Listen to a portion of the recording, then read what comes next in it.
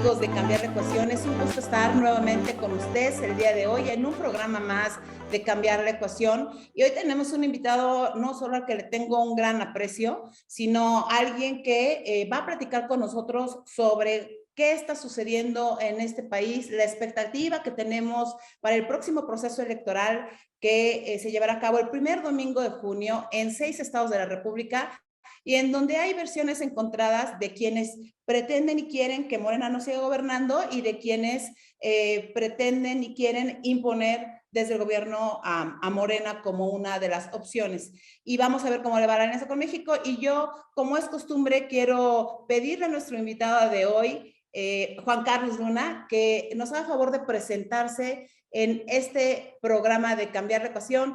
Muchísimas gracias, Juan Carlos, por aceptar la invitación. Bienvenido y esperamos tu presentación.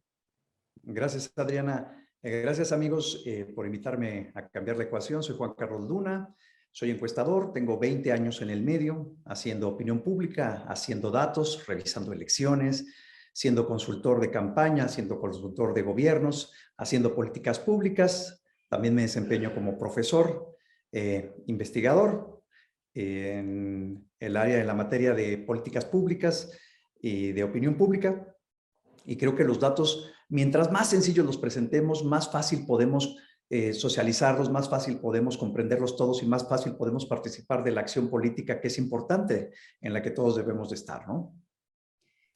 Muchísimas gracias, Juan Carlos. Yo creo que te quedaste corto con tu ficha curricular, pero yo les quiero pedir a todos al finalizar este programa que puedan seguirte en las redes sociales de la consultora a la que tú estás encabezando con otros amigos tuyos y que están haciendo un trabajo importante en los sondeos, sobre todo hoy que hay cierta incertidumbre en este país de qué va a pasar.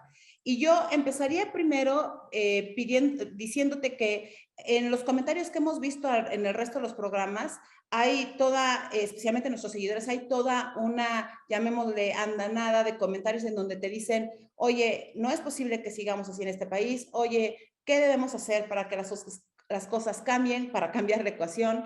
¿Qué necesitamos como país entender ante los malos resultados de un gobierno federal, pero que lamentablemente se replica en los gobiernos estatales? Yo sé que tú no puedes hacer los juicios, yo estoy haciendo estos juicios de valor, que son opiniones personales, pero hay una gran expectativa de qué va a pasar el primer domingo de junio, en donde tendremos elecciones en 6 estados. Ha habido comentarios de líderes partidistas desafortunados, donde hablan de que solo se puede ganar una elección. Yo he visto los sondeos que tú has subido en redes sociales, en tus redes sociales, para plantear y decir, oigan, estas son las tendencias, pero también es importante decirle a la gente que las tendencias son solo eso, tendencias, que no son el resultado de la elección. Y yo te pediría, Juan Carlos, si nos puedes hacer un primer recorrido, llamemos de diagnóstico, de qué puede pasar hasta los datos que tú tienes el día de hoy, el próximo domingo en estados como Quintana Roo, Hidalgo, Aguascalientes, Oaxaca, Durango y se me está yendo uno. Tamaulipas. Y Tamaulipas. ¿Qué puede pasar? ¿Qué datos tienes tú? Y sobre eso podemos platicar si eso es definitivo y si eso va a afectar el ánimo para el 2024. Permíteme, Adriana, hacer un preámbulo explicado de manera muy sencilla metodológicamente para que se comprenda qué es Trendio, la compañía que estoy encabezando junto con un grupo de entusiastas amigos que decidimos crear este nuevo proyecto. Es de creación reciente, aunque tenemos experiencia en opinión pública desde hace más de 2 décadas, porque algo que sucede mucho con los electores y con seguramente la inquietud de muchos que están viendo este programa es, oye, es que yo encuentro una encuesta en la cual el PAN va a 60 puntos y Morena 20, y en otra me encuentro en el mismo escenario, me encuentro una encuesta en la que es exactamente al revés. Morena va a 60 y el PAN va a 20. Bueno, la realidad es que tenemos múltiples metodologías que se están aplicando.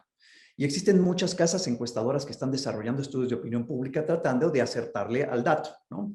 También tenemos encuestas propaganda, es decir, encuestas que tratan de apuntalar un poco a su candidato para poder generar una percepción de que se va arriba, de que se va ganando y así pues poder jalar mayor opinión pública favorable para su candidato, ¿no? Entonces hay un mundo de información que se está vertiendo a lo largo de los meses de campaña, y esto genera cierta confusión. ¿Qué decidimos hacer en Trendio? Bueno, hacemos encuestas, indiscutiblemente, pero también incorporamos todas las encuestas que están publicándose.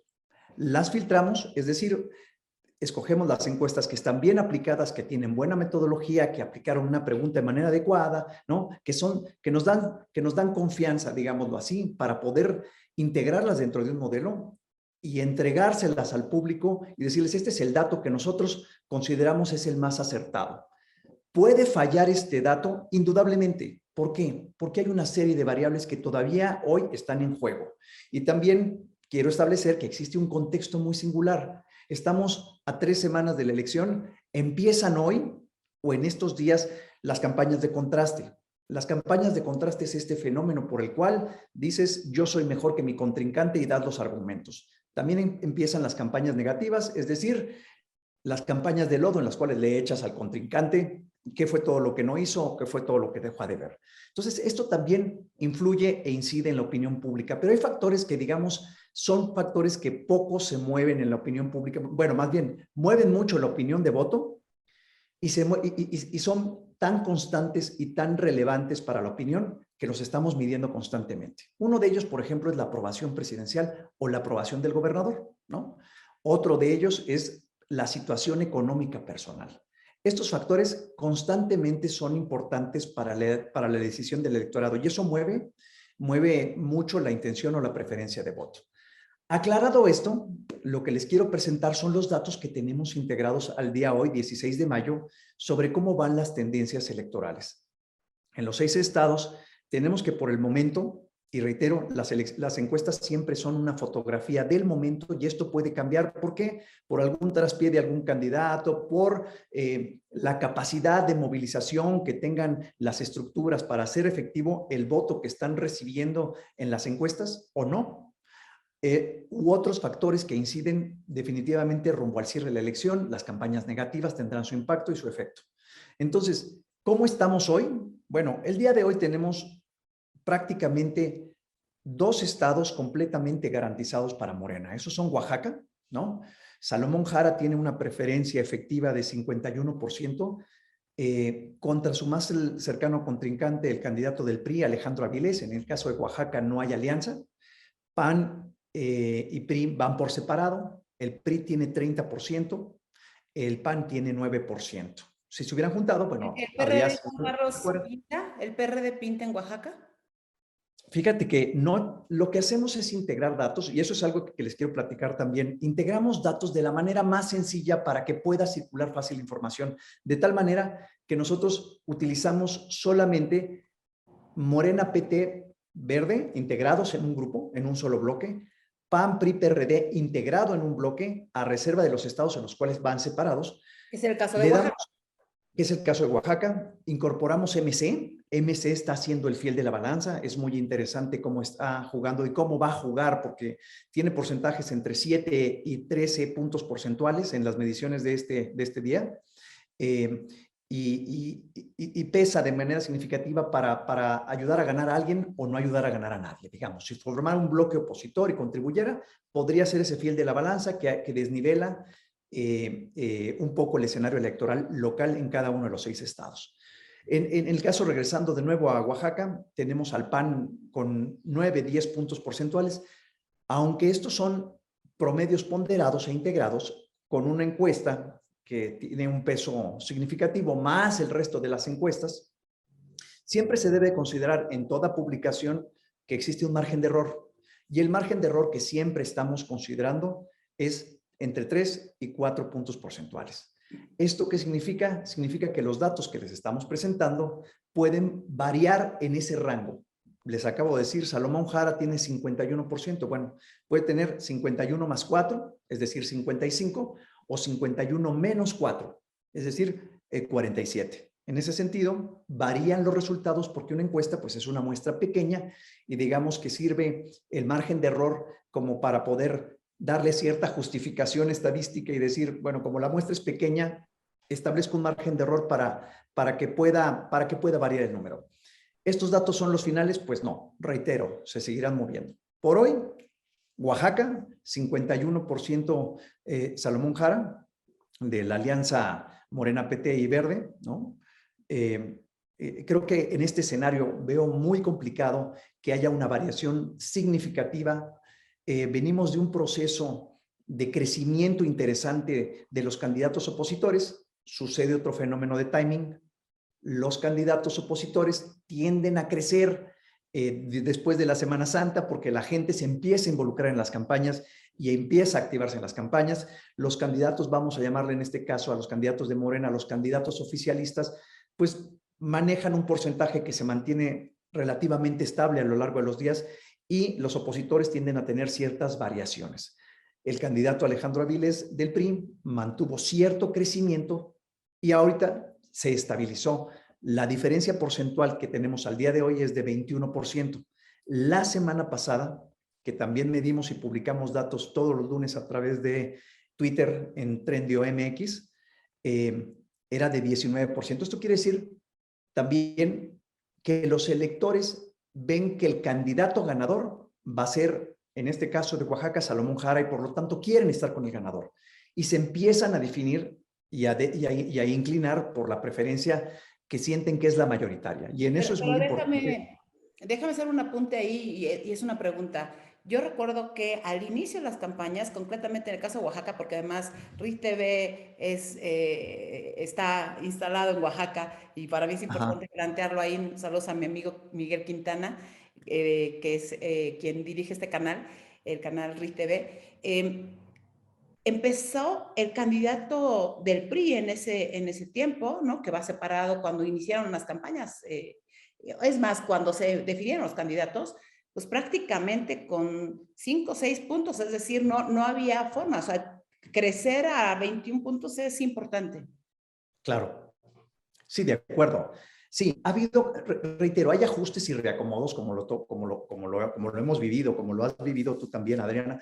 La verdad es que hay reajustes de estrategia, hay posicionamientos. Acabamos de pasar la etapa de propuesta. Digamos que la etapa de propuesta también ayuda a estabilizar mucho las preferencias, la gente se entera, se empieza a involucrar más. Vienen las 3 semanas más definitivas, que son las que ayudan a definir claramente la tendencia. En pocas palabras, todo lo que reportamos en los meses previos, incluso en los años previos, porque luego las encuestas se empiezan a reportar, ya tenemos encuestas que están midiendo a los candidatos presidenciales, que están midiendo a los candidatos a gobernador de las elecciones del año que viene. Todas esas encuestas son inferencias que son relevantes y que hacemos para poder hacer el proceso estadístico de definición de escenarios. Sin embargo, la definición más relevante ocurre durante las últimas 3 semanas. ¿Por qué? Porque entran los contrastes, porque entra la operación tierra, porque entran elementos significativos que ayudan a asentar la preferencia de los electores. Por el momento, lo que puedo ver es que efectivamente los candidatos que iban punteando son los candidatos que efectivamente se mantienen en primer lugar, con las variaciones y movimientos que están teniendo los candidatos del bloque opositor de PAN, PRI, PRD, o en este caso del segmento del prismo local oaxaqueño, que se encuentra, reitero, en esta preferencia aproximadamente en 30 puntos porcentuales, ¿no? En el caso de Oaxaca, para después pasar a otro estado, y podamos ir estado por estado desglosando, Juan Carlos. En el caso de Oaxaca hubo esto de no ir juntos en alianza. Estamos hablando, 21 puntos tiene el candidato del PRI, ¿cuántos puntos tiene la candidata del PAN y cuántos puntos tiene la candidata de MC? Porque además, esta incisión de PAN-MC es una incisión panista. Y yo jamás en este programa he negado mi militancia, ¿no? Saben, todo el mundo intento en este tema ser lo más objetiva posible, pero tenemos evidentemente una candidata panista en el PAN y una candidata panista que tomó la decisión de irse a MC. ¿Cuál es la suma de MC y de PAN en este sentido? Hoy el PAN en Oaxaca manifiesta una preferencia, una intención de voto de entre 9, reitero, margen de error, 9, 12, 7%, ¿no? Es decir, 9% es lo que tiene. Más la preferencia que mantiene MC hoy en día, que es de 7%, ¿no? Si los juntas, reitero, y aquí lo relevante, Salomón Jara mantiene el 51%. Eso quiere decir que todo el resto del mercado electoral oaxaqueño concentra el 49%. Aquí entra PAN, PRI, MC y también otros partidos. u otras opciones que los ciudadanos están considerando como viables, ¿no? Entonces, en este caso, y por eso digo que este caso lo veo realmente definido, es que el 51% manifiesta esta preferencia a favor de Morena. Eh, creo que va en aumento, y va en aumento precisamente porque la gente quiere estar con el ganador. Sé que en Y un estar con... encuesta, perdón, adelante, Juan Carlos. Adelante, No, no, adelante. no, solo decía, reiteraba que la gente quiere estar con el ganador, digámoslo en términos más llaneros, somos un poco villamelones y nos gusta estar con quien percibimos que va a ganar. Y cuando la información se empieza a difundir y hay esta visualización de que alguien va a ganar, entonces empieza a consolidarse y a sentirse mucho más firme. Sin embargo, y esto es algo que poco debate porque ha generado, porque existe pues, ciertas metodologías y luego resulta difícil poder calcular con precisión. Creo que sí existe un voto oculto, ¿no?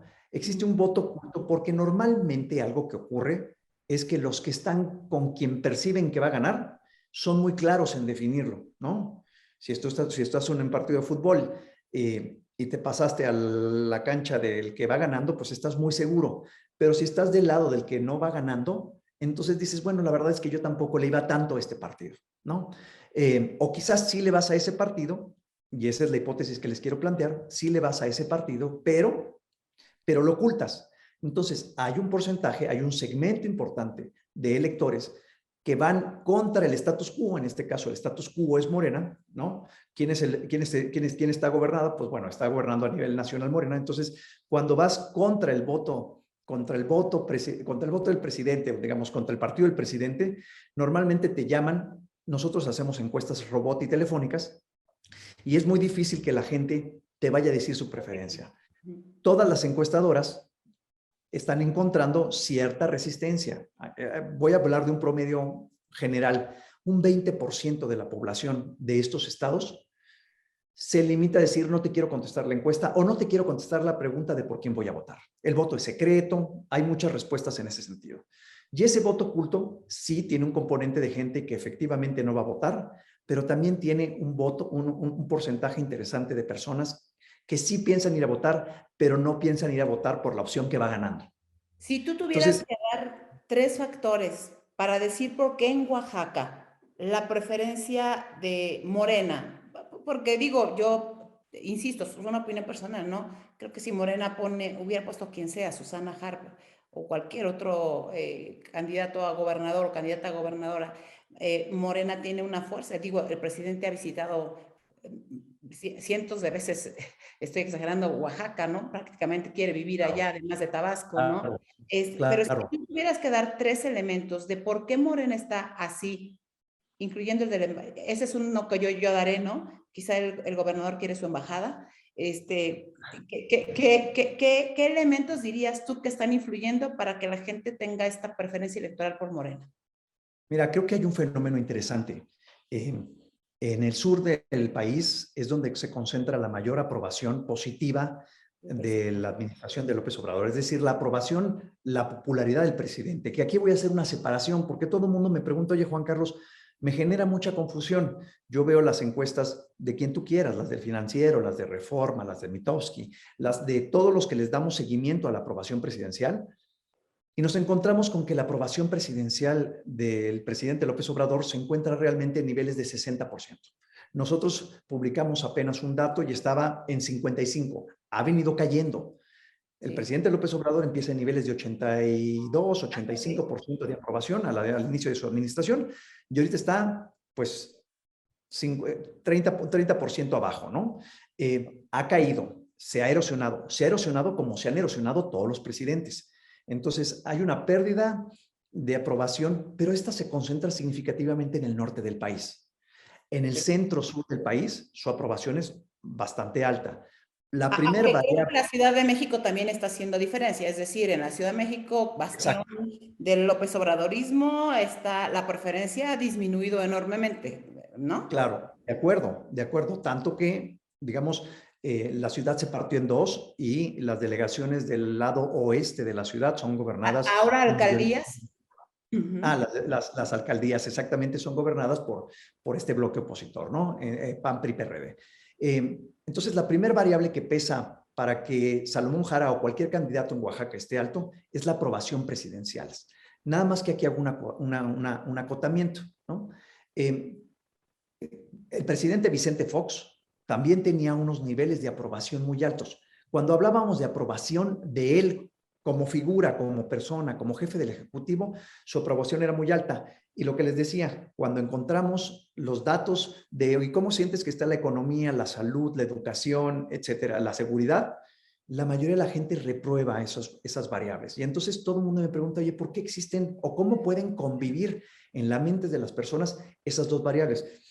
Prácticamente lo diría de una manera sencilla, porque los ciudadanos somos buenos y entonces tenemos cierta confianza en esta figura presidencial. Hemos heredado esa confianza de esa figura presidencial a partir de los años de presidencialismo mexicano y entonces le damos ese beneplácito. Creo que al único que no le hemos dado ese beneplácito fue Enrique Peña Nieto. A su cuarto año de gobierno traía niveles de aprobación de 25 o 30%, pero el resto de los presidentes, Felipe Calderón, Vicente Fox y de ahí para atrás, traía niveles de aprobación, digamos, similares a los que trae el presidente López Obrador, sí con su desgaste desde el origen hasta ahorita, ¿no? Ese es el primer elemento, aprobación del presidente. Segundo elemento que tú dirías. Va a sonar absurdo lo que voy a decir, pero una de las variables explicativas más relevantes de voto es lo que llamamos el voto de cartera, el voto de bolsillo. ¿Qué quiere decir esto? Que la gente vota con la mano en la cartera. Si la situación económica le está ayudando, entonces vota por quien esté en el gobierno para apoyar esa administración y continuar en ese sentido. Si siente que se está perjudicando económicamente, pues votará en sentido contrario. Y entonces me dirán, oye, pero en Oaxaca no creo que las cosas estén bien. Bueno. En el país no están bien, o sea, 12.5 millones de personas, pero digo, Oaxaca particularmente voy a decir, un estado que ha visitado mucho el presidente, pero es un estado abandonado en política pública. Voy a decir una serie de datos contradictorios, porque efectivamente por esta variable económica es que siento que va a existir una variación, digamos, interesante de las preferencias electorales el domingo electoral. ¿Por qué? Porque de aquí a 3 semanas van a continuar subiendo los precios. Tuvimos esta reunión del Banco de México, se anuncia un incremento a las tasas. Vamos a continuar con este efecto inflacionario. El gobierno empezó a desplegar una estrategia, pero todavía no se consolida en el corto plazo. Entonces la gente va a empezar a resentir, el votante promedio va a empezar a resentir los efectos de inflación, de crisis económica, como les gusta llamarla. En pocas palabras, el carrito de súper ya no se llena con el mismo dinero que teníamos antes. Y entonces la gente vota en contra de la política económica que se está manejando. Oye, Juan Carlos, pero eso se explica en algunos estados y en otros no. Sí, porque existen variables locales que también pesan, ¿no? No me quiero adelantar, pero voy a ejemplificar en el caso de Tamaulipas. En Tamaulipas, López Obrador tiene una calificación promedio que va bajando. Se ha erosionado el presidente en la zona norte del país, pero también tenemos un gobernador que ha sido cuestionado y que tiene niveles de aprobación de su gestión que van a la baja. ¿Esto qué representa? Pues representa que están tablas, ¿no? Que en términos de aprobación los dos están mal evaluados y entonces pasan el resultado que vamos a ver más adelante. Pasan a otras variables, exactamente, al momento de evaluar, ¿no? Ok, entonces, en la segunda variable, tú percibes que efectivamente en el caso del bolsillo, acá sí está empezando el tema de los apoyos y los programas sociales y la estructura territorial desplegada por el gobierno con los servidores de la nación en entrega de apoyos, por ejemplo. Indudablemente, y pesan más porque también existe mayores índices de pobreza. Entonces, el miedo de perderlos.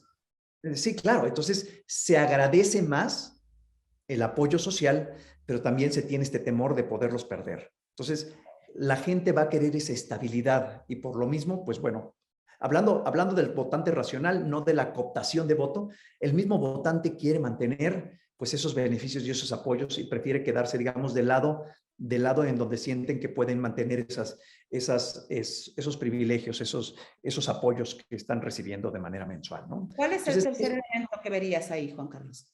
Mira, creo que es que en el tercero dependería de cada una de las entidades, ¿no? Reitero, podría ser la misma. Concretamente en Oaxaca, ¿ves algo o no ves otro de elemento? Con estos dos crees que son los más influyentes. Sí, y definitivamente son los que explican más la ecuación de voto y por qué está fortaleciéndose mucho el voto de Morena en esas entidades. Esos dos, ¿no? Principalmente. Hay que cambiar la ecuación. Y al final del programa podremos hacer algunos análisis adicionales. Vamos al siguiente estado. ¿Cómo está el siguiente estado? El ¿De siguiente quién, estado, quién quieres que hablemos? sí, hablemos de Tamaulipas, por ejemplo, para ir en el orden de la tabla que les publicamos en la cuenta de Mañana. Twitter, ¿no? Tenemos un Américo Villarreal que también concentra, al igual que Salomón Jara el día de hoy, una preferencia electoral de aproximadamente 51%, ¿no? Hay una serie de quejas, vamos a llamarles un debate local interesante porque dicen que la campaña de Américo Villarreal no ha tenido No, mucha presencia. dicen algunos y amigos que tengo tamaulipecos queridísimos que están haciendo un trabajo de tierra importantísimo, preocupados por la posible llegada de Morena, dicen que Américo no es algún candidato que pueda aprender. Claro, eso puede ser. Y la verdad es que, como lo decía al principio, el caso de César Verástegui emprendió un crecimiento interesante, mantuvo un crecimiento interesante durante las últimas semanas y digamos que se estabilizó en los niveles de 40%. De nuevo, hablando de las variables, yo te diría que en Tamaulipas, como lo dijimos hace rato, hay un decrecimiento de la aprobación de López Obrador y eso está afectando un poco. Dos, las variables económicas pesan, ¿no? Pero también, reitero, el caso de Cabeza de Vaca, cuestionado, que tiene unos niveles de aprobación que han ido decreciendo, ¿no? Y esto afecta, digamos, el apoyo que siente o que tenía la gente o la fidelidad que tenía la gente para con este bloque PAN-PRI. Aquí sí incluiría una tercera variable que creo que es digna de análisis para otra conversación que tengamos, porque no es mi área de especialidad, pero sí tratamos de darle variables explicativas a todo para poder entender por qué cuadran o por qué no cuadran los números. Y creo que el fenómeno que tenemos de crimen en el país y cómo este incide cada vez más en las elecciones, sí, está jugando un papel relevante. En este estado, como lo jugó en estados el año pasado como Sinaloa. Exactamente. ¿No? Y entonces sí Ese tenemos... fenómeno, Juan Carlos, a ver, déjame detener un poquito en ese fenómeno. Las últimas noticias que hemos tenido en el caso concreto de Tamaulipas y luego de la muerte de un empresario muy renombrado, muy amigo del presidente de Morena, Mario Delgado, que se dice financió parte de las campañas y especialmente en el caso de Américo Villarreal, que fue el delegado de Sinaloa en su momento de Morena para apoyar Sinaloa, en donde la participación del crimen organizado luego de la liberación del hijo del Chapo pesó enormemente. La preocupación que en lo personal y que muchos ciudadanos o amigos incluso me han mostrado es justamente esta posible intervención de los grupos delincuenciales que usan todo tipo de métodos para influir en el poder. Entonces, si ya hablamos de las dos primeras variables en el caso de Tamaulipas, y ahorita nos das los números, pero en el caso de Tamaulipas, si ya hablamos de las dos primeras variables que comparte con Oaxaca, ¿no? Que es la aprobación del presidente, que se empata con la aprobación a la baja de ambos, del gobernador y del presidente, la parte económica del país y este tercer elemento, evidentemente, del crimen organizado. Qué miedo, Juan Carlos, que estemos viviendo eso. Claro, pero creo que no lo estamos viviendo hoy, Adriana. Creo que es un fenómeno que venimos viviendo y la participación, digamos que el crimen organizado es un factor real de poder que entró de lleno a estos procesos electorales desde hace muchos años, ¿no? Que se han ido consolidando y que tienen favoritos en términos de preferencia electoral en uno u otro estado. A veces les apuestan a muchos, ¿no? A veces le apuestan a uno. Creo que es digno de todo un análisis, ¿no? Pero creo que es una variable de peso, sobre todo en el caso de Tamaulipas. Si analizamos el caso Sinaloa, por ahí hay una serie de reportes interesantes, publicados, difundidos, claros, que hablan sobre la participación precisamente de estas fuerzas el domingo electoral y cómo ellos mismos vienen a jugar un papel relevante que mueve el número electoral al final. ¿Por qué? Pues porque tienen esta capacidad y esta organización como para contener las movilizaciones de la fuerza que no esté de su lado, o como para, al contrario, movilizar las fuerzas que ellos quieren que se manifiesten y estén presentes en las urnas los Ahora, domingos, ¿no? ok, ahora en Tamaulipas estamos hablando de que hay, llamémosle una diferencia menor, que el resultado no necesariamente está cantado a pesar de la diferencia. ¿Cuáles son los números? Porque ahí sí la coalición Va por México está trabajando junta. Déjame decir algo que es importante. Tamaulipas es el estado, y lo digo así claramente, que tiene las encuestas más disparatadas de todo el país. Reitero, ese ejemplo que yo ponía de 60% Morena contra 20 PAN o de 60% PAN contra 20 Morena, están apareciendo en Tamaulipas, y por eso tenemos que tener un ojo súper crítico a la hora de evaluar metodologías y ver cuáles variables, cuáles encuestas sí incorporamos. Definitivamente hay por ahí, reitero, muchas encuestas de marketing, muchas encuestas de impulso a sus propios candidatos, y entonces tenemos que quitar todos esos elementos. Hoy en día lo que tenemos en Tamaulipas en Trendio es 51 la preferencia por Morena, Américo Villarreal encabezando esta fórmula, y 40% César Verástegui encabezando la fórmula PAN-PRI-PRD, con un 7% que trae MC y otro 2% que traen pues otros candidatos u otras preferencias que manifiestan los ciudadanos. Más o Ahí menos sí, así. MC es un fiel de la balanza, llamémosle, ¿no? Eso, sobre Claro. todo si aplicáramos el margen de error. Es decir, 51 con el margen de más menos, que podría ser 54, perdón, 55, ¿no? Más menos Sí, 4, ¿sí? 55, o en su defecto 47. ¿No? exacto. En el caso, Y en el caso 41, que pueden ser 44, y en donde MC sí tiene un peso, ya vemos de, podría ser la diferencia si lo medimos de esa manera. sí, a ver, si lo ponemos desde esta perspectiva, jugando con el margen de error, las encuestas tienen esa amplitud. Morena en Tamaulipas podría tener 47% el día de hoy, no 51, sino 47, considerando el máximo error posible hacia abajo, 47, y César Verástegui estar en 44, ¿no? Eso quiere decir que habría una diferencia O un de 3 empate puntos, ¿no? técnico mínimo, es una elección peleada, llamémoslo. Podría ser una elección peleada en este momento, claro, ¿sí? Ahí falta, reitero, la capacidad que tengan para refrendar esa preferencia electoral en las urnas y defender esos votos que efectivamente se emitieron, una u otra fuerza, ¿no? Ok. ¿Percibes en Tamaulipas algún otro elemento? Creo que esos tres pueden ser significativos. El cuarto que podría incluir, porque tengo claro el fenómeno Tamaulipas, serían cómo se comportan las variables políticas, es decir, cómo están las lealtades internas de los partidos, cómo se están integrando estos grupos y cómo están viendo los beneficios de estar con una u otra fórmula. Es decir, en pocas palabras, los alcaldes, los legisladores, las fuerzas políticas de facto que hay en el Estado, ¿no? Los gremios, los sindicatos, cómo están percibiendo y con quién realmente a quién realmente van a apostarle. Ok, vamos dos estados con variables similares.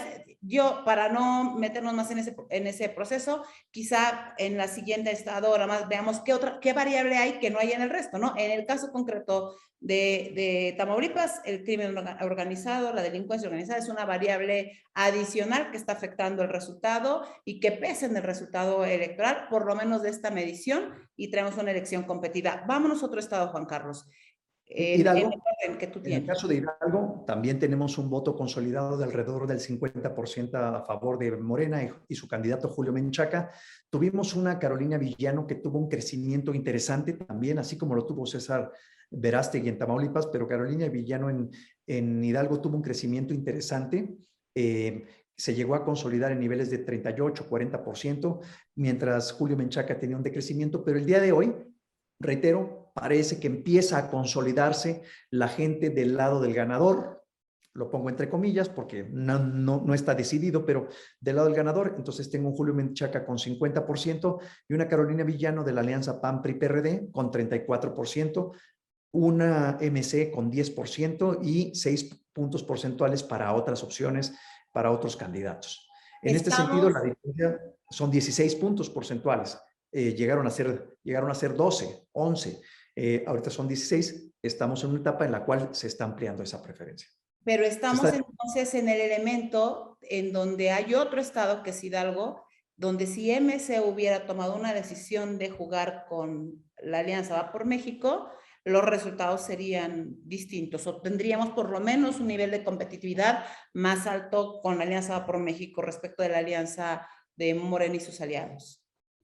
Sí, claro, estoy de acuerdo. Ahí hay un análisis publicado el día de hoy por mi colega Viri Ríos que habla sobre da los argumentos por los cuales no deberíamos de pensar que se puede armar una alianza PAN-PRI-PRD con MC. Y dice por qué tiene incentivos MC a no aliarse, o más bien ella expone por qué MC no debería de aliarse.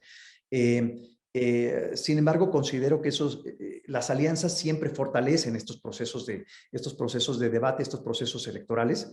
Y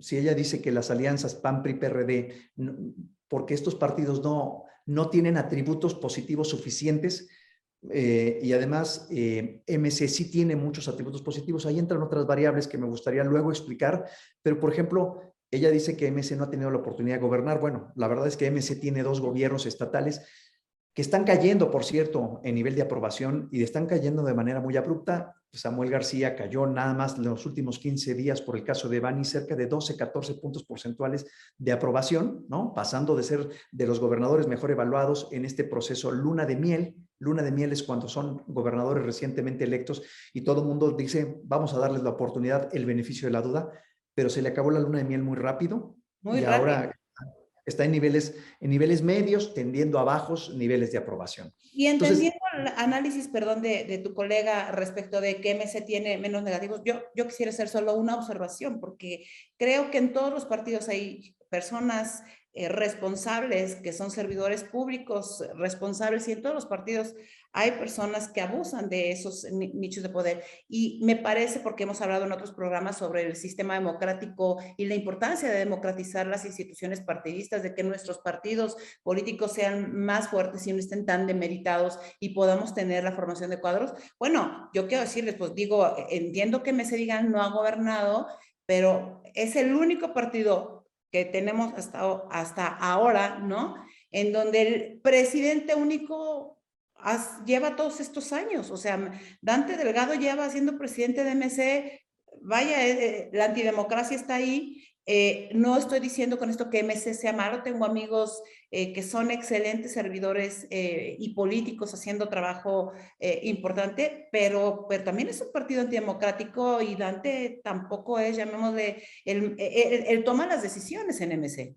claro, yo lo que quiero apuntar es que las fuerzas políticas se han vuelto locales más que Sí. nacionales. Y a través de ese crisol podemos ver el comportamiento de los partidos, ¿no? Entonces, el otro día alguien me preguntaba, pero no existen alcaldes, que esa es otra que podemos platicar más adelante porque evaluamos a 140 alcaldes en el país. Me dice, no existe un solo alcalde de Morena que lo haga bien. No, sí hay alcaldes de Morena que lo hacen bien y que tienen políticas públicas adecuadas, pero también hay alcaldes nuestros, vamos a llamarles, del lado de la oposición que no lo están haciendo de la mejor manera. Y creo que ahí falta un aprendizaje de ambos bandos, porque creo La que algo autocrítica. de autocrítica, ¿no? Que se logre el mejor gobierno independientemente de la bandera partidista que estás representando, ¿no? Y creo que se pueden aprender mucho de las buenas experiencias y de las buenas prácticas de política pública que se están implementando en A, B o C esquina. Y creo que eso es el debate que también nos ha faltado, ¿no?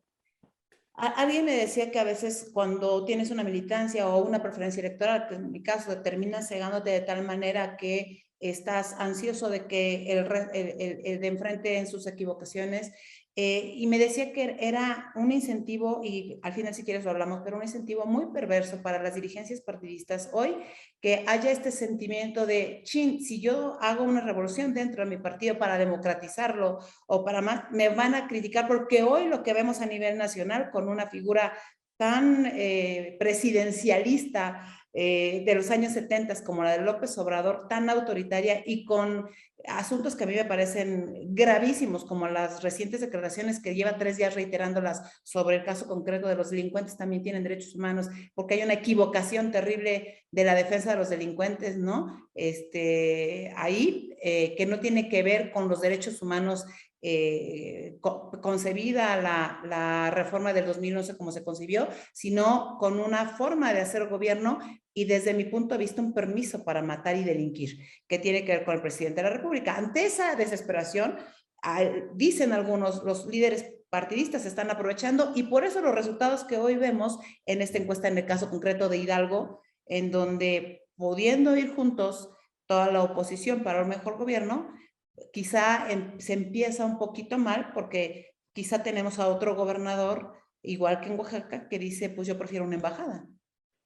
No, de acuerdo. Creo que es parte de la variable política que te decía que también existe en Tamaulipas, hacia dónde están jalando los factores reales de poder que pueden tomar decisiones que contribuyan pues, a favor de uno u otro bando. ¿Te parece si pasamos a Quintana Roo, Adelante. Durango y Aguascalientes? De acuerdo. Mira, en Quintana Roo tenemos una Mara Lezama también. Al principio decía que había 2 estados que sentía claramente definidos, sobre todo por los márgenes. El primero era Oaxaca. La diferencia entre el primero y el segundo lugar son 21 puntos porcentuales al día de hoy. Puede haber descalabros en estas 3 semanas, indudablemente, pero yo veo un escenario donde Oaxaca lo ganaría Morena. El segundo sería Quintana Roo. Sería Quintana Roo, ¿por qué? Porque la diferencia porcentual entre primero y segundo lugar al día de hoy son 20 puntos porcentuales. Es decir, Mara Lezama, la candidata de Morena, tiene 47 puntos de preferencia contra su seguidora más cercana, la candidata de PAN-PRD, que es Laura Fernández, que trae 27 puntos de preferencia. En el caso de Quintana Roo, el PRI va aparte, trae aproximadamente 9 puntos porcentuales. MC, que si lo recuerdan, es un ex candidato de Morena, un ex aspirante a candidato de Morena que se va por la bandera de MC, trae 13 puntos porcentuales y 4 puntos porcentuales que trae esta preferencia por otros candidatos más que están presentes en la boleta en la elección, ¿no?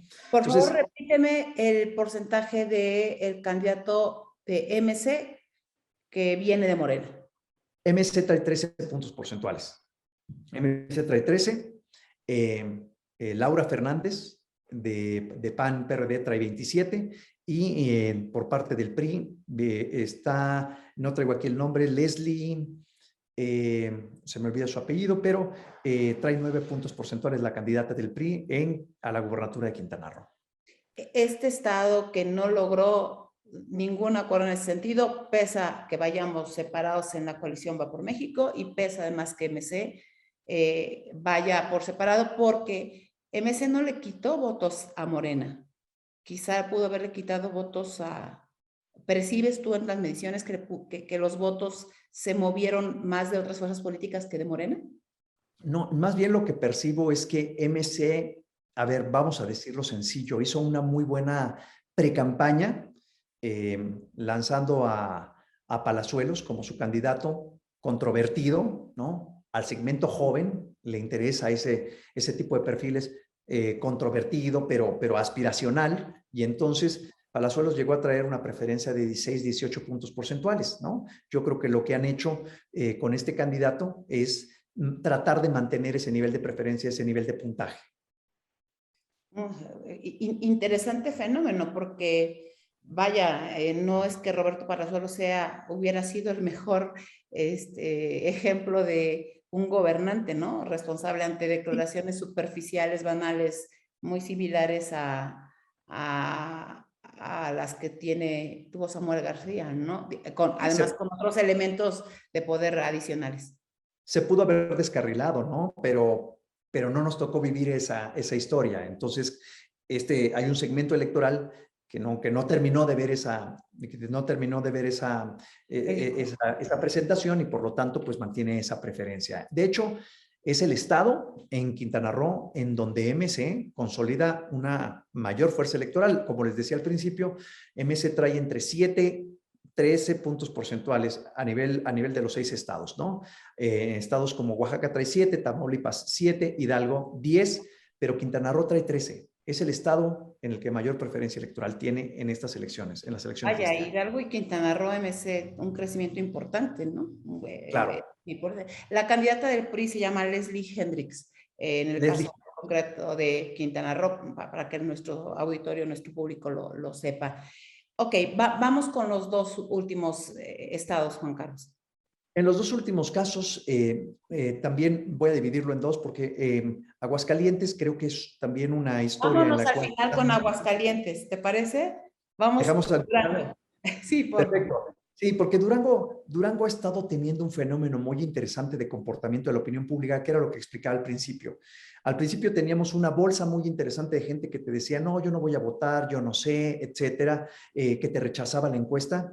Y poco a poco ese segmento, en el caso de la aplicación de los cuestionarios a las personas, se ha ido reduciendo el rechazo a la respuesta y la gente empieza a ver que el candidato Esteban Villegas de la alianza PAN-PRI-PRD empieza a puntear y cuando empieza a puntear sienten más confianza como para manifestar su preferencia. Entonces empieza a haber una diferencia, no es una diferencia que nos permita hablar de que hay una distancia lo suficientemente robusta como para hablar de que Esteban Villegas será gobernador, pero sí nos permite percibir que la preferencia por Morena ha ido cayendo en las últimas 2-3 semanas a razón de uno o un par de puntos porcentuales y la preferencia por la alianza opositora ha ido aumentando. El día de hoy tenemos en nuestro reporte de Trendio 46% de preferencia para Esteban Villegas, 42% de preferencia para la candidata de Morena, Marina Vitela, 9 puntos porcentuales para MC, que es una ex candidata panista, Patricia Flores Elizondo, y 3 puntos porcentuales para otras opciones. Así se está componiendo el mercado, pero reitero, creo que puede empezar a suceder que el segmento electoral que estaba oculto empiece a salir porque empieza a encontrar, digamos, mayores garantías de que está con su candidato adecuado, ¿no? Entonces, esto dependerá también de la capacidad de tracción que tengan el domingo electoral para hacer que sus electores finalmente salgan a votar, pero por el momento este estado lo empezamos a ver pintado más a favor de la alianza que a favor de Morena. Ahí también pesan los dos primeros fenómenos que decías, ¿no? El tema del bolsillo de los ciudadanos que sienten que a lo mejor su situación económica relativamente iba con el gobierno local, que no les fue tan mal. Es uno de los estados en donde la preferencia del presidente va disminuyendo. Sí, sí, los estados del norte se caracterizan por esta disminución de la aprobación presidencial, reitero, contrario a los del sur, ¿no? Entonces, sí, es una variable que coincide y también coincide la variable económica. Cuando incluimos estas variables, pues bueno, parecería indicar que estos factores ayudan y apoyan la campaña de la alianza y consolidan este voto de la alianza. ¿Percibes algún otro elemento de por qué aquí la preferencia cambió? Porque yo recuerdo que a inicios de los procesos electorales, Durango era un estado que se daba, llamémosle, por perdido, por parte de la Alianza Va por México. Y hoy, Sí, sorprendentemente, es una buena, bueno, para quienes estamos con una preferencia electoral distinta, pues, es una sorpresa y además es una noticia que es para nosotras agradable. Digo, yo no jamás voy a negar esa preferencia, ¿no? claro, sí. A ver, yo desde el día 1, desde antes de que empezaran las elecciones, compartía por ahí un documento en el que decía que había 2 estados que sentía yo que eran ganados por Morena en su momento, ¿no? Era Oaxaca, uno, y el otro efectivamente era Quintana Roo. Decía que había 2 estados que podría ganar la oposición con cierto empuje, eran Durango y Aguascalientes, y 2 estados que estaban en este proceso de competencia, que eran Tamaulipas e Hidalgo. estos dos estados, y creo que el escenario se ha mantenido así, lo cual nos lleva a una reflexión de si las campañas están pesando o no están pesando. Reitero, los candidatos opositores están haciendo uso de los recursos de campaña y eso los ha llevado a crecer, en algunos casos hasta empezar a competir, como en el caso de Durango, ¿no? Pero en otros casos tampoco ha representado una variación significativa de las preferencias. Yo sí creo que Durango empieza no tan lejos, no tan perdido, vamos a llamarlo así. De acuerdo a mis datos, estaba, si mal no recuerdo, 8 puntos abajo, 9 puntos abajo. Y se han ido acotando esos puntos, le dieron la vuelta al marcador y en este momento pues están consolidando esta preferencia, reitero, producto de estos ciudadanos que sienten que quieren estar con este voto que se switchea, que se voltea, que cambia de acuerdo a lo que perciben que puede suceder en el corto plazo, ¿no? Entonces, creo que eso es lo que está pasando en Durango, pero reitero, yo sí veía a Durango como un estado que podía estar muy peleado, muy cerrado, y se ha mantenido en ese cierre técnico desde hace varias semanas. Incluso con una ventaja hoy más importante. ¿Percibes que ahí el factor de que Esteban Villegas haya sido el candidato de hace 6 años y el conocimiento y que sea de candidato del centro haya ayudado a consolidar esa ventaja? ¿O percibes algún otro elemento, Juan Carlos, ahí? Sí, indudablemente nombre ayuda. Déjenme ponerlo más sencillo. Es más fácil de posicionar una persona que ya estuvo posicionada porque te tienes que abocar a trabajar en los segmentos más jóvenes que son los que no te conocen, pero el resto del conglomerado electoral ya te conoce y por lo tanto conoce tus pros y tus contras y te evalúa. El posicionamiento siempre es costoso. Entonces, posicionar a un candidato desconocido cuesta mucho trabajo. Posicionar a un candidato conocido, pues abarata un poco el proceso electoral, porque puedes pasar ya no del conocimiento, sino a la preparación de una propuesta mucho más atractiva o a la preparación de una campaña de contraste mucho más efectiva. Entonces, no pierdes tanto tiempo al arranque de campaña por posicionar tu nombre y tu cara, sino que te dedicas más a otros elementos que te dan atributos positivos entre los electores, ¿no? Lo mismo pasa, por ejemplo, y esa es una variable que ahorita estaba reflexionando, lo mismo pasa en el caso de Tamaulipas, ¿no? Américo Villarreal es una figura nueva, digamos, dentro de la política, pero su papá fue gobernador de Tamaulipas. Entonces, Y para un además del segmento... PRI. Exacto. Entonces, para un segmento arriba, digamos, de 40, 45 años, que no es la base electoral más relevante, pero sí es un segmento importante, de 45 en adelante, Américo Villarreal es un nombre que suena. Entonces, el costo de posicionar ese nombre no es tan costoso. Sin embargo, y aquí una reflexión relevante, que también es un dato muy significativo, los segmentos más jóvenes, de 18 a 30 años, que son los que le han dado sistemáticamente los triunfos a Morena, el triunfo en el 2018, los triunfos electorales de 2019, 2020 hasta la fecha, están empezando a abandonar a Morena. Entonces, ya no son segmentos tan relevantes que estén apoyando a los candidatos y candidatas de este partido, sino que están migrando a otras opciones electorales. No están viendo esta opción como la opción más viable. Son los segmentos más conectados a redes, más susceptibles a la información, también a la información falsa, pero son este segmento que está mucho más activo en estas campañas. No quiere decir que vayan a ir a votar todos, porque no todos salen a votar.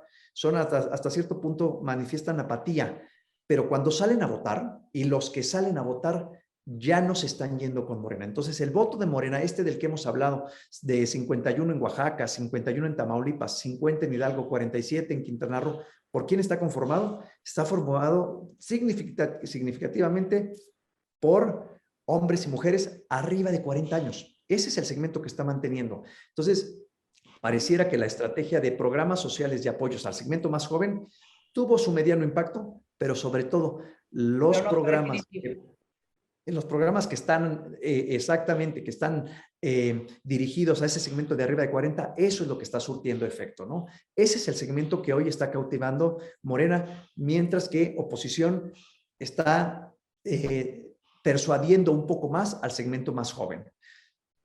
Ok, en el caso de estos estados en donde ya vamos a una ventaja de Aguascalientes, siempre se ha planteado el tema de que no ha habido, llamémosle, una variación respecto a lo que se piensa, se opina, y de los estados que tú dices seguramente ganará la coalición Va por México, pero especialmente encabezado por el PAN y su buen gobierno, ¿no? Claro, aunque indudablemente hubo un crecimiento y una propuesta interesante por parte de Morena en un principio que la llevó a un crecimiento. La verdad es que esta campaña sí arrancó con una diferencia porcentual significativamente y sí empezó a haber un crecimiento interesante por parte de la candidata Nora Rubalcaba. Se estabilizó, reitero, este es un fenómeno interesante, como que metieron el acelerador en las pasadas 3 semanas y de repente se estabilizaron. No han logrado romper otros segmentos de mercado para poder consolidar su preferencia. Nora Rubalcaba se estabiliza en los 35%, 34%, y esto representa que hay una diferencia de 15 puntos porcentuales con respecto a Teresa Jiménez, que es la candidata de PAN-PRI-PRD a la gubernatura de Aguascalientes. Muy difícil de poder remontar ese resultado. Sí, lo veo complicado. Reitero, pueden suceder los descalabros en campaña, si suceden, si existen, ¿no? Múltiples pero, en la historia, pero yo vería que si mantenemos, digamos, las condiciones generales como se han comportado, es difícil que se muevan estos datos. Podría haber algunos movimientos interesantes en los estados en los cuales la diferencia no es tan grande, pero en estados con diferencias de 15, 20 puntos porcentuales yo veo difícil que se mueva. Estaría hablando de que hay prácticamente al día de hoy, aún faltando 3 semanas, tres seguros ganadores, y esas son Oaxaca, Quintana Roo y Aguascalientes. Ok, bajo ese esquema, Juan Carlos, yo quisiera cerrar esta entrevista en los siguientes 10 minutos para poder platicar de algo que me parece fundamental. Un resultado electoral del 2022 quizá pueda afectar en el ánimo del elector, pero también puede ser un momento fundamental, importante para poder tener una estrategia distinta y entender con claridad qué está pasando. Es decir, lo que pasa el primer domingo de junio de 2022, la pregunta es, ¿afectará los resultados de 2024? A ver, yo creo que no, y déjame decirte por qué. Porque creo que hay una serie de variables relevantes, como las hemos venido exponiendo, que van a pesar cada vez más en la conciencia del elector promedio rumbo a 2024. A ver, sí pesa por el lado de que con estos resultados, haciendo una proyección electoral, pues Morena va a llegar con aproximadamente 20, 21 estados gobernados, y entonces la capacidad de movilización y de programas sociales y de apoyos a sus estructuras y a sus candidatos y para apuntalar la campaña presidencial les va a permitir tener esta capacidad de operación tierra. Indudablemente eso va a pasar, pero también estamos ante un escenario donde estas variables que hemos ido mencionando se van a ir agravando. Por ejemplo, la aprobación presidencial continuará su desgaste normal, ¿no? En la situación económica, pues la verdad es que va para largo y vamos a tener una serie de afectaciones de bolsillo relevantes que van a hacer a la gente moverse un poco de su asiento y sentir que pues ya no les alcanza con lo que estaban ganando. Por darte un dato, yo celebro esta aprobación que se tuvo de ir haciendo incrementos del salario mínimo. Bueno, pues la verdad es que esos incrementos del salario mínimo, considerando hoy el factor inflacionario, van a verse muy reducidos. En pocas palabras, la gente que tuvo un incremento en salario mínimo no va a ver la diferencia porque el carrito de súper, reitero, cuesta más. Entonces, esos factores afectan, desilusionan y erosionan preferencias electorales. En este caso, preferencia electoral por el status quo, o sea, Morena, que se va a ver erosionado en el plazo final, en el plazo de cierre de la actual administración. Y el elemento del salario mínimo, más hay que precisarlo, si bien es cierto hubo un aumento, es una voluntad de las empresas a las que tanto desprecia el gobierno federal, ¿no? Porque sale de las empresas ese dinero que se paga, pero también es cierto que es el sexenio en el que en estos 4 años hemos perdido el mayor número de empleos, ¿no? Estamos hablando que iniciamos con una pandemia que pudo manejarse de otra manera y además estamos en una de las inflaciones más altas de los últimos 30 años, ¿no? 8%, que lo máximo que se puede plantear. Inflaciones, mi dinero vale menos ahora que lo que valía hace 3 décadas, que lo que valía hace 8 años, ¿no? Es decir, traemos, la verdad es que en estos 4 años un aumento de los precios muy alto porque ha habido un muy mal manejo económico, por más que se quiera plantear como un gran logro el tema del salario mínimo, que sentirán ahí los electores. En este escenario estamos hablando, porque no hay nada seguro en la vida, ¿no? Pero 2 estados en donde quizá veamos 2 embajadores invitados por López Obrador, yo lo lamento muchísimo, ¿no? Que salen muy baratos ante el costo que pagan los ciudadanos por malos gobiernos, ¿no? Por un mal gobierno, que son Quintana Roo y Oaxaca en estas condiciones, con malos gobernantes actuales y que están bajando brazos, no porque tengan que meter la mano, sino porque quizá tampoco tuvieron la posibilidad de ser lo más leales a las personas que les brindaron sus confianzas, ¿no? Y en el caso concreto de Aguascalientes, triunfo que tú percibes seguro, para resumir lo que nos has dicho, y una elección muy peleada en Durango, y una posibilidad muy peleada también, o por lo menos no definida por otros factores, que será Tamaulipas, ¿no? Que estaremos en ese sentido para ubicar qué puede pasar en este país. Pero me parece fundamental que nuestro auditorio sepa que esto no define el 24. El 2024 no está definido.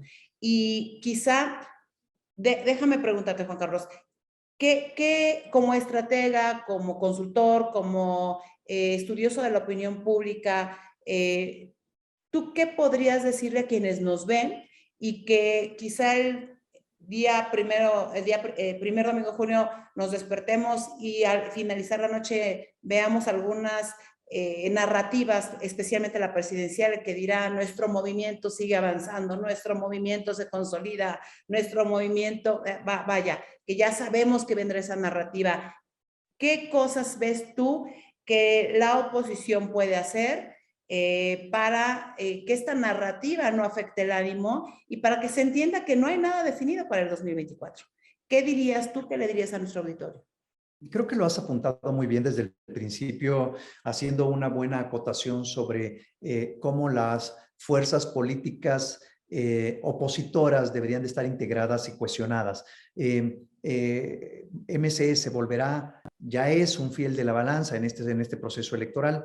Es relevante que se construya una agenda común que permita plantear candidatos en los próximos procesos que integren a MC, ¿no? Creo que eso es importante. 2, se debe de empezar a construir una agenda de soluciones en materia económica. A la gente no le importa, al votante promedio no le importa un poco los diferendos políticos ni las justificaciones ideológicas de uno o de otro lado. Lo que le importa es poder tener el dinero suficiente para darle a comer a sus hijos. Y creo que es necesario construir una agenda nacional que abone a eso. Por cierto, lo dijiste muy bien y lo quiero apuntalar.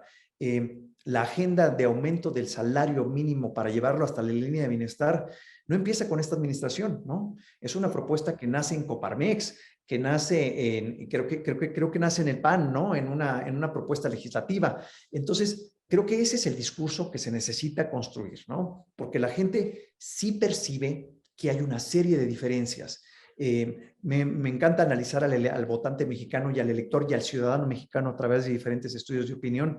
Y sí existe mucha gente, y hay que reconocerlo, y creo que también ha faltado esa reflexión, sobre las diferencias que hemos permitido que existan en esta sociedad desigual, ¿no? México es uno de los países con mayores desigualdades en América Latina, ¿no? Entonces, estas discrepancias, tenemos a uno de los hombres más ricos del mundo, pero también tenemos a gente que tiene niveles de pobreza que son similares a la pobreza de países africanos, ¿no? Entonces, Es un dolor evitable, además. claro que es un dolor evitable. Creo que falta una agenda que nos permita brindar, hablando de dolor evitable, que nos permita brindar esperanza presente, ¿no? Creo que falta un poco eso. Y creo que falta también una estrategia de mensaje direccionado. Las campañas, por ejemplo, de la oposición, ninguna, ni las campañas oficialistas de Morena, ni las campañas de la oposición se están enfocando en el segmento electoral más relevante y más clave de todos los tiempos, porque aparte está activo, está consciente, va a ir a votar. Son las mujeres de menos de 30 años. Están furiosas por todo lo que sucede en el país y nadie le ha vertebrado una propuesta de política pública que ellas puedan asimilar de manera rápida y sencilla como para poder optar por una. Si ya habíamos dicho que los electores de menos de 30 años están abandonando Morena, la realidad es que tampoco se están adhiriendo, sobre todo las mujeres, ¿no? A un proyecto político específico, llámese PAN, PRI, PRD, MC, etcétera, porque no encuentran esas respuestas precisamente a este fenómeno de inseguridad que hemos vivido gravemente desde hace años, pero que estamos apenas empezando a visibilizar, ¿no? Con estos casos tan resaltados en los medios. Entonces, creo que falta una estrategia ahorita, campaña de propuestas que responda claramente a este segmento, ¿no? Y a los padres de esas jóvenes mujeres, ¿no? ¿Cómo protegemos la integridad física? Estamos hablando de cosas muy básicas, de todas estas jóvenes que tienen toda la libertad, capacidad de salir a hacer y deshacer, pero que sienten esta presión por parte del fenómeno de inseguridad. Las mujeres, de acuerdo al INEGI, perciben mucho más la inseguridad que los hombres. La perciben y la padecen, ¿no? Entonces, falta una respuesta ahí cohesionada por parte de este bloque. Entiendo que el bloque tiene otras prioridades, ¿no? Dentro de la agenda legislativa, pero nos está faltando ahí una respuesta a todos los mexicanos sobre cómo responder a este clima de violencia generalizada, pero sobre todo focalizada en las mujeres. Juan Carlos, muchísimas gracias por este espacio de ya prácticamente una hora de plática. Se nos pasa el tiempo muy rápido. Yo quisiera invitarte para que pudiéramos entrevistarte de manera presencial previo en un programa especial al domingo y después del domingo también, porque creo que es fundamental que este tipo de análisis nos sirva a los ciudadanos para informarnos. Informarnos nos ayuda a tomar decisiones. Informarnos nos ayuda a saber qué queremos, informarnos nos ayuda a poder exigir también a quienes son tomadores de decisiones qué es lo que necesitamos. Y déjame cerrar justamente con este tema que tú planteas con toda claridad. Como nunca la violencia contra las mujeres se ha potencializado, a pesar también de que como nunca las mujeres nos hemos manifestado en contra de lo que está sucediendo. Como nunca tenemos un gobierno extremadamente federal machista que ha eliminado todos los apoyos y todos los temas en materia de prevención, que lamentablemente siguen también en el ejemplo algunos gobernadores en donde somos solo parte del discurso, pero no parte de las atenciones de la política pública que tendrían que ser. Por tanto, si la oposición entiende con toda claridad que el 22 y el 23 no definen el 24 y que hay que construir en conjunto una alternativa donde quepamos todos, no solo los que no votamos en el 2018 por Andrés Manuel López Obrador y por Morena, sino aquellos que se decepcionaron de su gobierno y de los resultados tristes, lamentables y paupérrimos de su gobierno, pero también yo diría de la no descalificación para no seguir el mismo modelo que López Obrador tiene todo el tiempo de descalificar a quienes no pensamos como él. Nosotros tenemos que en la estrategia que tú bien planteas de tener una posibilidad de qué propuesta y qué alternativa somos y los tomadores de decisión tendrán que considerar, y yo haré una invitación a esa no descalificación de quienes al no ver una opción clara del lado de la oposición, pues toman la decisión de continuar por el mismo camino, más bien construir una alternativa para ellos también, para decirles que estamos conscientes de lo que está sucediendo, porque lo peor que nos puede pasar es que después del primer domingo de junio, si los resultados en la narrativa del presidente son los que él dice, porque ya los conoceremos, se deben a esta transformación que acepta el pueblo, bueno, pues me parece que estaríamos cometiendo el mismo error y no seríamos capaces de consolidarnos y construirnos. Y ojo, esto pasa por el papel que como ciudadanos tenemos que hacer, Juan Carlos. Acéptanos la invitación para una siguiente charla especial previo al proceso electoral del domingo y luego también posterior, también en un programa especial a lo que pasa el domingo. Y yo les pido te pido que nos repitas tus redes sociales y las redes sociales, el nombre de la consulta en la que tú estás, para que puedan seguirte y además podamos ir construyendo entre todos pues alternativas para un México mucho mejor de lo que tenemos hoy. Claro, con todo gusto. Estamos en Twitter en Trendio MX, sin punto, Trendio MX. Trendio MX, trend es tendencia. Entonces, Trendio es como la tendencia, el seguimiento de todos los estudios de opinión pública en el país. De cualquier manera, yo lo subiré también en las redes. Pondremos la liga de quienes estás junto contigo haciendo equipo para hacer esos estudios de opinión. Y invitaría a todos a no darnos por vencidos, a entender que estos momentos que vive México solo pasan, que lo que Juan Carlos hoy nos presenta con toda certeza que son datos duros, derivados de estudios de opinión, de análisis y demás, solo son eso, fotografías del momento, como tú bien lo comentas, que nada está escrito y que aún estando escrito y viendo esta tendencia, llamémosle en estos dos estados que tiene prácticamente asegurados Morena, dos estados que puede consolidar con mucha fuerza la alianza Va por México y dos estados que con sus asegúnes pueden variar, pues yo lo que invitaría es a no bajar la guardia, a estar pendientes y a seguir en las redes a Juan Carlos Luna y a poder comunicarnos un poco más para la construcción de una alternativa. El 2022, los resultados del 2022 no definen los resultados del 2024. Así es que a seguirle para tener un México con mejores expectativas y más esperanza. Agradecidísima, Juan Carlos. Un mensaje que quieras dar. No, bueno, a ver, recapitulando la información y lo que hemos estado diciendo, creo que hace falta, y esto es lo que iba a apuntalar, hace falta un debate también cotidiano, no solamente el electoral. Yo sé que las elecciones nos apasionan y nos gusta darle seguimiento a esto que llamamos la carrera de caballos, ¿no? ¿Quién va adelante, quién va atrás, quién se acerca? Pero también en el ejercicio cotidiano de pedir cuentas y de exigirle cuentas a nuestros gobernantes, a todos, independientemente de la bandera política que representan, me gustaría que pudiéramos tener también la oportunidad de revisar luego el ranking de gobernadores. También hacemos una evaluación de gobernadores, quién está, quién no está, quiénes son gobernadores bien evaluados, quiénes son gobernadores mal evaluados, para exigirles, ¿no? O para encontrar oportunidades en los gobiernos estatales que están bien evaluados, pero también lo hacemos en los alcaldes. 140 alcaldes que representan el 51% de la población del país, sobre todo de zonas urbanas en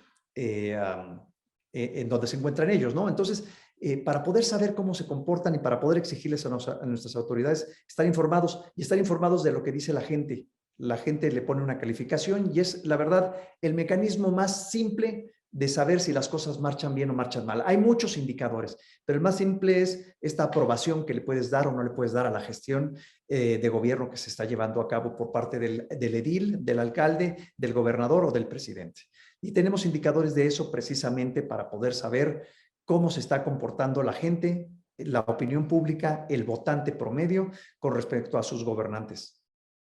Muchas gracias, Juan Carlos. Concluyo diciendo solo que los datos nos sirven para hacer mejores toma de decisión, tanto como gobernantes, pero también como ciudadanos, y aceptemos y hagamos lo que desde nuestra trinchera está. Muchas gracias a nuestros amigos que nos están viendo por este programa, Cambiar la Ecuación, y nos vemos la próxima semana con Cambiar la Ecuación.